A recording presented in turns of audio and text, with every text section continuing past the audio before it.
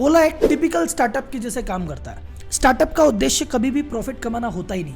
Startup कहता है भैया शुरुआत में पैसा नहीं कमाना है, शुरुआत में ग्रोथ चाहिए, ज़्यादा से ज़्यादा लोग चाहिए, पूरा मार्केट एक बार कैप्चर कर लेंगे, हर आदमी को अपनी आदत लग जाएगी, पैसा तो बाद में देखी जाएगी। तो ये स्टार्टअप शुरुआत में पैसा नहीं कमाते, इनके पीछे इन्वेस्टर्स होते हैं जो इनको पैसा दिए जाते हैं कि भैया पैसे लिए जा, पैसे फूके जा, 100 रुपये का सामान 50 रुपये में दे, बस एक बार ग्राहक इकट्ठे कर ले, पैसे बाद में कमाएंगे। तो ये स्टार्टअप काम कैसे करता है? पहले फेज में पैसा लुटाता है। ओला ने फर्स्ट फेज में क्या किया? पैसे लुटाए, ड्राइवर जितने भी हायर किए, ड्राइवर को कहा भैया खूब पैसे कमाओ। एक जमाना था, आपको भी याद होगा कि ओला के ड्राइवर एवरेज 80,000 से लेके 1 लाख रुपए तक कमाया करते थे। तो इतने ज्यादा पैसे दिए कि हर आदमी की इच्छा हो यार ओला बढ़िया चीज है, तो ड्राइवर ही ड्राइवर है, ड्राइवर को पैसे बढ़ गए। एज ए यूजर हमारे लिए शुरू में पहली ओला राइड फ्री, 30 रुपए में ओला, 50 रुपए में ओला, 5 रुपए किलोमीटर, 4 रुपए किलोमीटर, इतना सस्ता कर दिया कि हर आदमी ओला में बैठने को तैयार, तो कस्टमर खुश। और इतने ज्यादा पैसे दिए ड्राइवर को कि हर ड्राइवर गाड़ी चलाने को तैयार, तो ड्राइवर भी खुश, दोनों खुश थे। कंपनी खुश नहीं थी क्योंकि पैसा लग रहा था, पर कंपनी ने कहा कोई नहीं, बाद में निकालेंगे। फिर आया सेकंड फेज। सेकंड फेज होता है ट्रस्ट का। अभी कंपनी नई नई है, अभी हो सकता है कुछ समय के लिए देरी हो, बाद में ना दे पाए, तो धीरे धीरे हमको ओला पे ट्रस्ट आने लग गया कि यार 1 महीना हो गया, 6 महीना हो गया, साल भर हो गए, 2 साल हो गए, ये तो भैया डिस्काउंट पे डिस्काउंट दी जा रही है, कंपनी बहुत बढ़िया है, ऑटो से सस्ती पड़ती है, एसी में आदमी घूमता है, तो धीरे धीरे कस्टमर को भरोसा हो गया। बहुत सारे ऐसे लोग हैं जो मुंबई, दिल्ली, पुणे में डेली ऑफिस आते थे, 1-1 घंटा ट्रैफिक में फंसते थे, उन्होंने कहा अपनी गाड़ी लेने का विचार ही त्याग दिया, बोले गाड़ी चाहिए ही नहीं, ओला से जाएंगे, ओला से आएंगे। जिनके पास गाड़ी थी उन्होंने गाड़ी खड़ी कर दी गैराज में, अरे बोले ऑफिस आने जाने के लिए ओला काम मिलेंगे। ग्राहकों का ट्रस्ट आ गया, इनके बंदे कस्टमर हो गए। इधर टैक्सी वालों के अलग मजे हो रहे हैं, वो जब अपने सर्किल में बैठते हैं कहते हैं आज तुम्हारा भाई लाख रुपए कमाता है, तो बाकी जितने भी लोग थे जो कहीं पे 20-25 हजार की नौकरी कर रहे थे, उनका बड़ा जीव जला, बोले यार 80,000 तो बुरी बात नहीं है। लोगों ने अपनी नौकरियां छोड़ी, EMI पे गाड़ियां खरीदी और ड्राइवर बन गए। उन्होंने कहा 25,000 की नौकरी में क्या मिलेगा भाई साहब, 1 लाख रुपए कमाएंगे, 25,000 रुपए की इंस्टॉलमेंट चुकाएंगे, 75,000 हमारे। और इस तरह से ग्राहक और ड्राइवर दोनों ओला पे डिपेंडेंट हो गए कि ग्राहक ने भैया अपनी गाड़ी छोड़ दी, वो ओला पे निर्भर है, और इधर जो आपका ड्राइवर है उसने अपनी नौकरी छोड़ दी, लोन ले लिया, 5 साल तक की EMI है, अब वो छोड़ भी नहीं सकता, तो ड्राइवर भी ओला पे निर्भर, कस्टमर भी ओला पे निर्भर। अब आया थर्ड फेज। इन्वेस्टर बोला भाई 2 साल, 5 साल, 10 साल हो गए, क्या चाहता भाई, कितने रुपए गवाएगा, अब तो कमा के दे। ओला ने कहा अब कमाते हैं, टेंशन मत लो। पहला काम किया, ओला के डिस्काउंट बंद, ओला के कैशबैक बंद, अब सर्च प्राइसिंग और लगाता है। तो जहां पे फॉर एग्जांपल आप पहले 100 रुपए में पहुंचते थे, वहीं जाने के 250 लग रहे हैं, वहीं जाने के 300 लग रहे हैं। भाई साहब कस्टमर को पता पड़ गया, अरे यार ये तो बहुत ज्यादा पैसे लेने लग गया यार। सेकंड, ड्राइवर के साथ कहा कि ड्राइवर भैया इतने साल खूब कमा लिया, अब कमाई नहीं मिलेगी।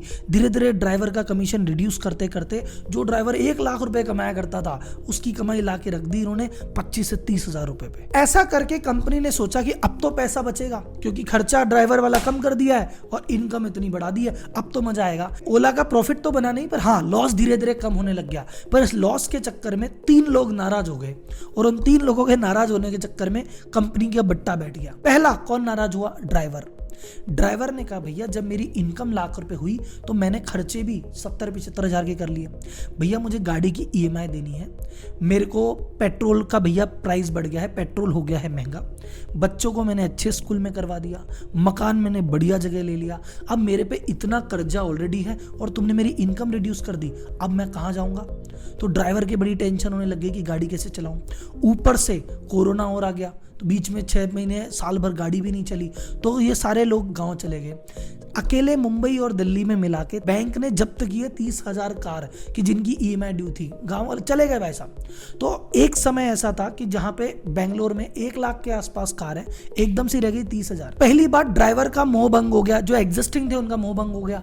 नए आदमी डर गए कि अरे यार ये तो क्या हालत हो गई इनके साथ, तो नए ड्राइवर आ नहीं रहे और पुराने छोड़ के जा रहे हैं, तो कैब की संख्या कम हो गई एक तो। सेकंड, अभी भी जिन लोगों ने हिम्मत कर रखी थी हम जाएंगे, उनको ड्राइवरों ने परेशान कर रखा है।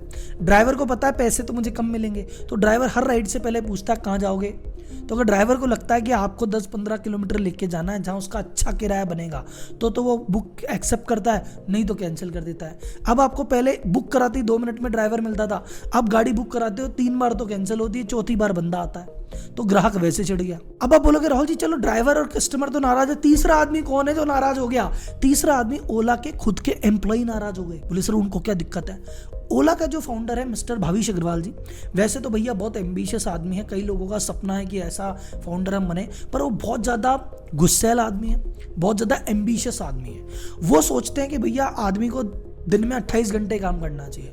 वो रात को एम्प्लॉय को 2-2 बजे बुला लेते हैं मीटिंग के लिए, 2 बजे मीटिंग करेंगे, संडे को बुला लेते हैं, छुट्टी को बुला लेते हैं। वहाँ पे काम का ऐसा माहौल के रखा है कि 1 महीने में प्रेशर है कि 3 महीने का काम करके दो, तो वहाँ पे कोई आदमी ढंग से टिकता नहीं है। आप नोटिस करना, भावेश अग्रवाल ने कंपनी चालू की, वो खुद को कहते हैं एम्प्लॉय नंबर 1, और धीरे धीरे करके जो एम्प्लॉय आते हैं उनको एम्प्लॉय की संख्या मिलती है। तो अभी इस समय ओला में जो एम्प्लॉय संख्या चल रही है वो चल रही है 50,000 समथिंग, और इस समय ओला में एम्प्लॉय है 1500। यानी पिछले 10 सालों में ओला से 48,500 लोग नौकरी छोड़ के जा चुके हैं, और छोटी मोटी पोजीशन नहीं, बड़ी बड़ी पोजीशन के। लास्ट 2 सालों में टॉप 16 एग्जीक्यूटिव, CFO, CMO इस लेवल के जिन्होंने ओला वाली चीजें बनाई है, बेसिक जो ओला की टेक्नोलॉजी समझते हैं, वो सब छोड़ के चले गए भावेश जी के व्यवहार से। तो बोले राहुल जी भावेश जी क्या कर रहे हैं? अरे भावेश जी का पूरा फोकस ओला कैब को साइड में डाल दिया, नया लॉन्च किया उन्होंने ओला इलेक्ट्रिक। अभी उनका पूरा फोकस है 2 व्हीलर बनाने पे, नई कंपनी पे ध्यान दे रहे, पुरानी कंपनी लगभग छोड़ दी है, और इसीलिए पुरानी कंपनी अब संभल नहीं रही है। अभी कुछ समय पहले ही 1400 से ज्यादा एम्प्लॉय इन्होंने एक ही दिन में फायर की। अभी ये जो ओला डूब रही है, इसको बचाने के लिए एक IPO लाने का विचार है। IPO लाएंगे, उससे जो पैसा इकट्ठा होगा इन्वेस्टर को देंगे और अपना पिन छुड़ाएंगे। तो ओला के IPO में भूल के भी पैसे मत लगा देना।